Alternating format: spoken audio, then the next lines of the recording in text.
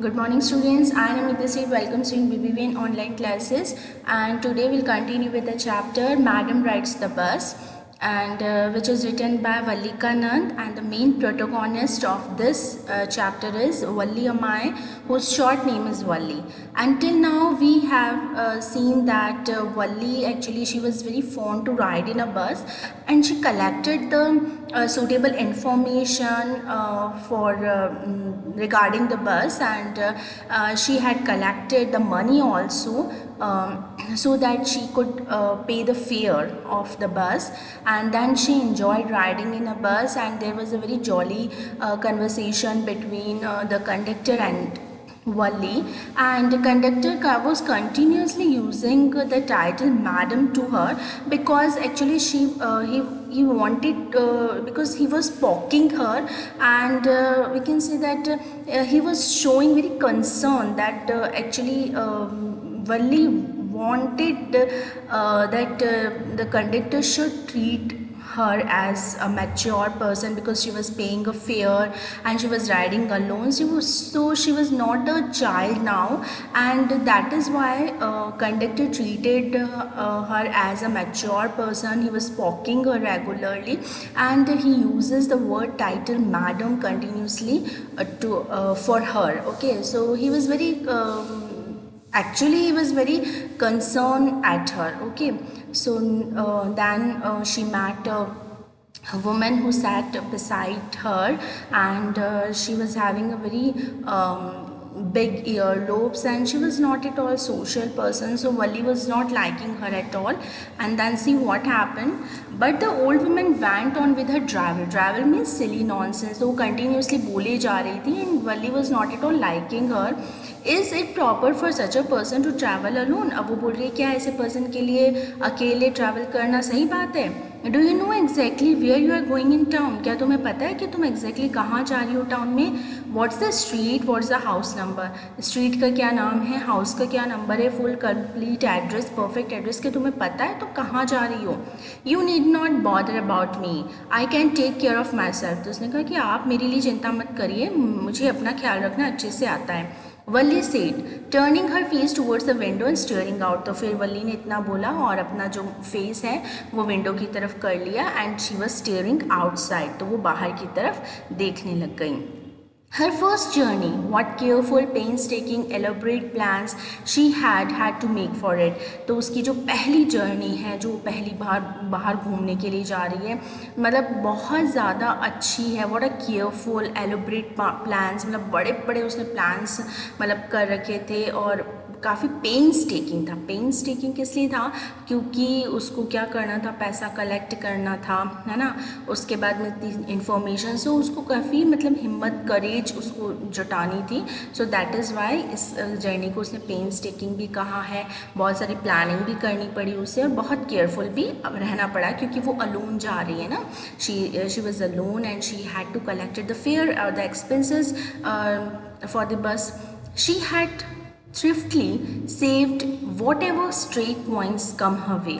तो उसने क्या करा कि थ्रिफ्टली मतलब क्या होता है कि to spend the money very carefully, मतलब आप बड़ी चालाकी से अपना पैसा खर्च करते हैं, तो उसके जितने भी मतलब कोई भी पैसा अगर उसे मिलता तो वो उसे कलेक्ट करने लगती। दैट मीन्स कि ऐसा था कि वो मतलब अपने जो भी मनी उसे मिलता उसे बहुत केयरफुली, बहुत मतलब कह सकते हैं ना, प्लानिंग से उसे खर्च करती थी। resisting every temptation to buy peppermints, toys, balloons and the like, and finally she had saved a total of 60 पैसा। तो जितनी भी temptations होती है, मतलब बच्चों को क्यूरियोसिटी होती है कि पेपरमिंट्स खरीद लें, टॉयज़ खरीदें, बलून्स खरीदें, पैसा आ गया तो, लेकिन उसने ये सारी जितनी भी अपनी temptations थी, जो उसकी उत्सुकताएँ थी, उन सबको उसने हटा दिया, और ऐसा कुछ भी उसने इंजॉयमेंट का सामान नहीं खरीदा। And she actually collected the money at least 30 पैसा, क्योंकि 30 पैसा उसे चाहिए था जाने के लिए, 30 पैसा आने के लिए, तो 60 पैसा उसने किसी तरह बहुत केयरफुली उसने क्या करा, कलेक्ट कर लिया। How difficult it had been, particularly that day at the village fair, but she had resolutely stifled a strong desire to ride the merry-go-round, even though she had the money।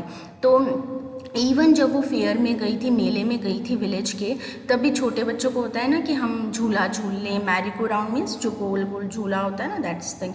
तो उस swing करने का उसे बड़ा मन था, लेकिन फिर भी उसने इग्नोर कर दिया because she wanted to collect the money to ride in a bus. तो इसलिए इसी वजह से उसने जितनी भी अपनी क्यूरियसिटीज़ थी, जितनी भी अपनी टेम्पटेशंस थी, उन सबको क्या करा, ख़त्म कर दिया, क्योंकि उसे था कि मुझे किसी न किसी 60 पैसा कलेक्ट करना है।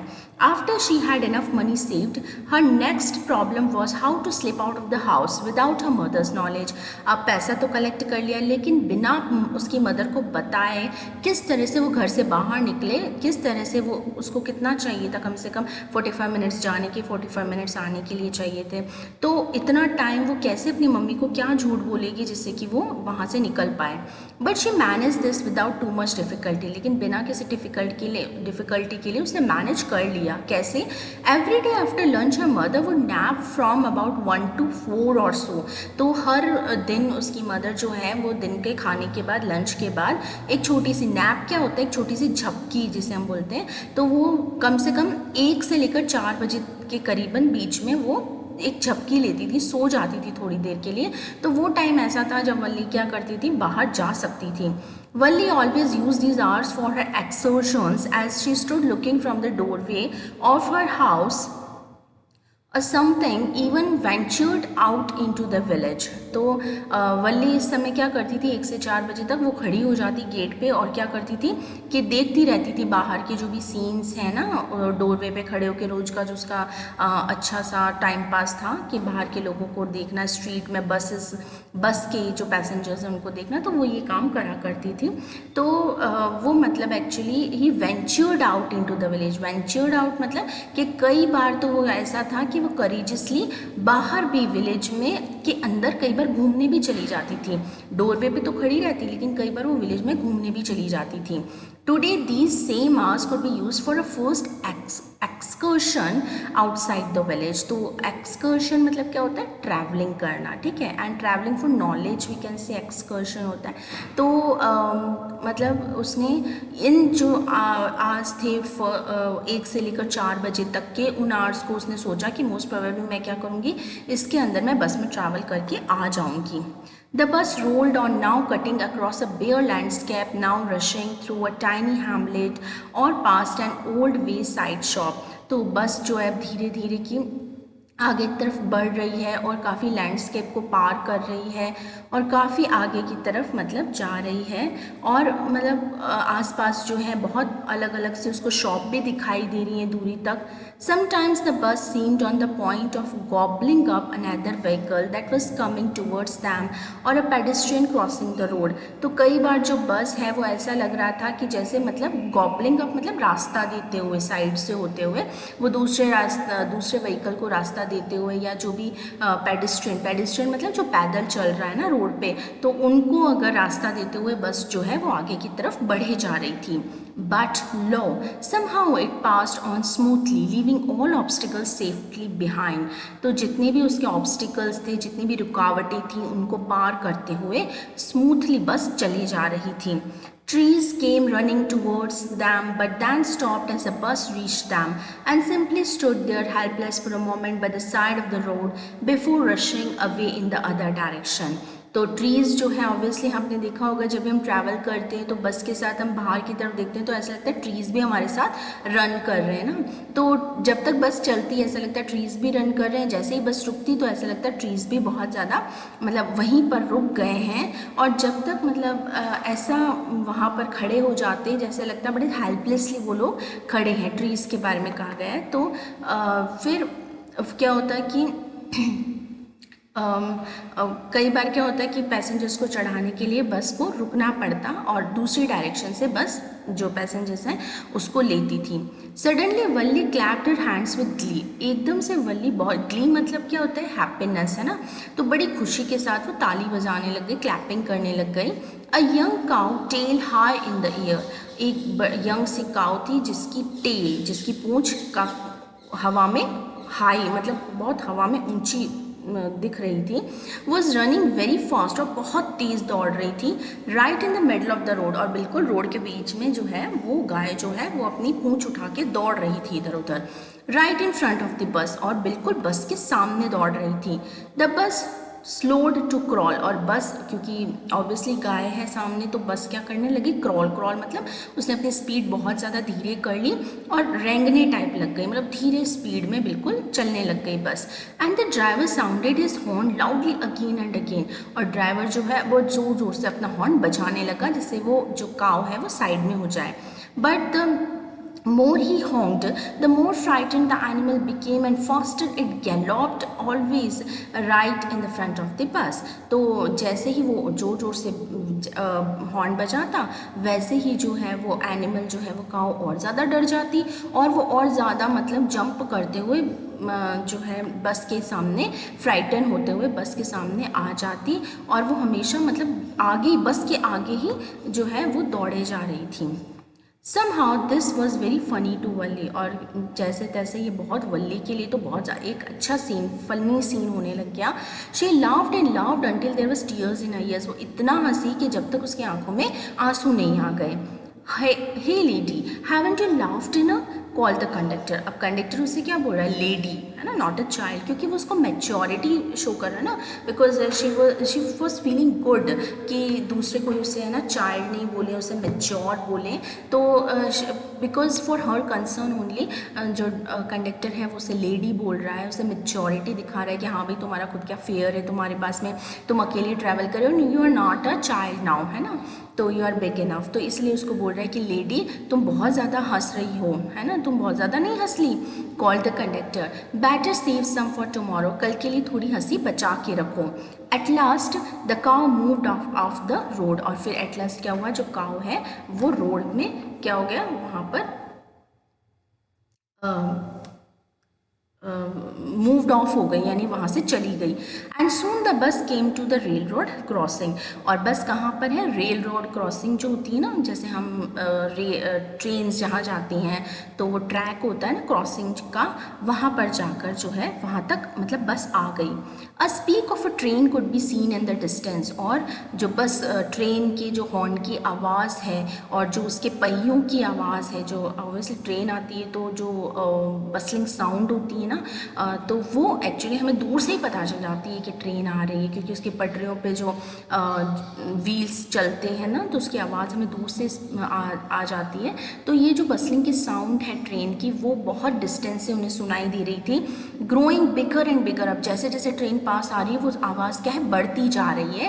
As it drew near then it rushed pass the crossing gate with a tremendous roar and rattle shaking the bus, और जैसे ही वो पास आई एकदम से ज़ोर से स्पीड से उसने क्या करा, वो गेट को क्रॉस कर रही। ऑब्वियसली आपने देखा होगा कभी भी क्रॉसिंग पे जब पहले ट्रेन आती है तो हमें पता चलता है ट्रेन आ रही है, वैसे पास पास जब आती है उसकी बहुत ज़्यादा रैटलिंग एंड बसलिंग साउंड, उसके जो व्हील है ना, आयरन व्हील्स, उनकी आवाज़ जो है वो बहुत ज़्यादा आती है, और उसके बाद में एकदम से वेरी हाई स्पीड जो है वो ट्रेन हमारे सामने से क्रॉस हो जाती है। और जब ट्रेन क्रॉस होती है तो ऑब्वियसली क्या होगा, थोड़ी बहुत शेकिंग होती है जो आसपास के व्हीकल्स होते हैं उसमें, तो इस तरह बस में भी थोड़ी बहुत शेकिंग हो रहा था। Then the bus went on and pass the train station, फिर बस जो है उसने क्रॉसिंग को पास कर लिया। Then the from there it traversed a busy, well laid out shopping street and turning entered a wider thoroughfare, तो फिर वहाँ से जो है ना बस है वो कहाँ पर गई, काफ़ी मतलब है ना एक शॉपिंग स्ट्रीट पर जाके रुकी जो कि काफ़ी बिजी था, मतलब अब ऐसे वो कहाँ एंटर हो गई है, एक टाउन में एंटर हो गई है, ठीक है, तो टाउन में एंटर होगी तो काफ़ी पॉपुलेशन होगी वहाँ पे, तो वहाँ पर एक शॉपिंग स्ट्रीट में वहाँ पे वो गई है, तो बहुत ज़्यादा वहाँ पे क्या है बिजी दिख रहा है सारा रास्ता। And turning entered a wider थॉरोफेयर, और जब वो एंटर्ड हुई है तो वहाँ पर क्या है बहुत थोड़ी सी उसे जगह मिली है और एक बिजी रोड, वाइडली थॉरोफेयर मतलब बिजी पब्लिक रोड जो है उसे दिखाई दे रही है, क्योंकि ऑब्वियसली अब एक टाउन आ चुका है। Such big bright looking shop, बड़ी बड़ी सी बहुत चमकीली सी दुकानें अब उसे दिख रही हैं। What glittering displays of clothes, और काफ़ी जो क्लोथ्स हैं जो कपड़े हैं वो काफ़ी मतलब चमकीले कपड़े जो हैं वो डिस्प्ले कर रहे हैं रखे हैं। एंड अदर मर्चेंडाइज, और अदर जो थिंग्स हैं बेचने की वो भी देखते हैं ना कि जो शॉप ओनर्स होते हैं वो क्या करते हैं अपना जो भी मटेरियल होता है, जो भी सेल आउट करने की चीज़ें होती हैं वो डिस्प्ले करते हैं। तो उसे वो काफ़ी शॉप्स में अलग अलग डिस्प्ले के आइटम्स दिख रहे हैं वल्ली को। सच बिग क्राउड्स, और कितनी ज़्यादा भीड़ है। स्ट्रक डम with wonder, Wali gapped at everything. अब जो मतलब स्ट्रक डम मतलब उसकी बोलती बिल्कुल बंद हो गई है। वो सिर्फ क्या कर रही है, देखे जा रही है कि टाउन में कितनी अच्छी अच्छी चीज़ें, कितनी सरप्राइजिंगली, वंडर मीन्स सरप्राइजिंगली वो देखी जा रही है। And only gapped at everything, बहुत घूर घूर के हर चीज़ों को निहारे जा रही है। Then the bus stopped and everyone got off except वल्ली। सिर्फ फिर क्या हुआ, बस रुकी टाउन में और सारे जो पैसेंजर्स हैं वो नीचे उतर गए, सिर्फ वल्ली नहीं उतरी। Hey lady, said the conductor, aren't you ready to get off. अब कंडक्टर बोल रहा है, लेडी क्या आपको नीचे नहीं उतरना है? This is as far as your 30 paisa takes you. तो आपने मुझे 30 पैसा फेयर दिया तो यहीं तक वो होता है, तो अब आप नीचे उतर सकती हैं। No, Valli said, I am going back on the same bus. मैं इसी बस में वापस भी अपने घर जाऊंगी। She took another 30 paisa from her pocket and handed the coins to the conductor. 30 paisa और उसने रिटर्न का फेयर निकाला और कंडक्टर के हाथ में थमा दिया। Why is something the matter, उसने कहा ऐसा क्यों, तो क्या बात है, तुम मतलब वापस इसी बस में जाओगी? No, nothing's the matter, I just fell like having a bus ride, that's all. उसने कहा नहीं कोई बात नहीं, सिर्फ मुझे तो बस में घूमना था और कोई बात नहीं है। Don't you want to have a look at the sides now that you are here. अब तुम यहाँ आ ही गई हो तो क्या तुम्हें नज़ारे नहीं देखने बाहर टाउन के? तो नीचे उतरो और थोड़ा घूम आओ। All by myself, oh I would be much too afraid. तो उसने कहा सिर्फ मैं अकेली? नहीं नहीं, इतना काम मैं नहीं कर सकती, मुझे डर लगता है, मैं नीचे टाउन में अकेले जाके नहीं घूम सकती। Greatly amused by the girl's way of speaking, the conductor said, "But you weren't afraid to come in a bus?" अब बहुत ज़्यादा सरप्राइज़ हुआ जिस तरह से वल्ली बोल रही है, तो कंडक्टर उसके बोलने से बहुत ज़्यादा सरप्राइज़ हुआ और बोल रहा है कि तुम अकेली यहाँ तक टाउन तक आ गई तब तुम्हें डर नहीं लगा? Nothing to be afraid of about that, she answered. उसने कहा इसमें क्या डरना, मैं अकेली बस में आ गई, उसमें डरने वाली क्या बात है? Well then, why not go to that stall over there and have something to drink? तो उसने कहा ठीक है, अब यहाँ तक आ गई हूँ तो डरने की क्या बात है, उस स्टॉल पे जाओ और कुछ ठंडा पीने के लिए ले लो। Nothing to be afraid of about that earlier. उसने कहा कि इतना तो कोई डरने की अबाउट दैट ईदर। तो उसने कहा इसमें भी कोई डरने की बात नहीं है, जब तुम बस में अकेले आ सकती हो तो नीचे उतर के कुछ खा पी लो। Oh no, I couldn't do that. उसने कहा नहीं नहीं, मैं ये नहीं कर सकती, मुझे तो डर लगता है।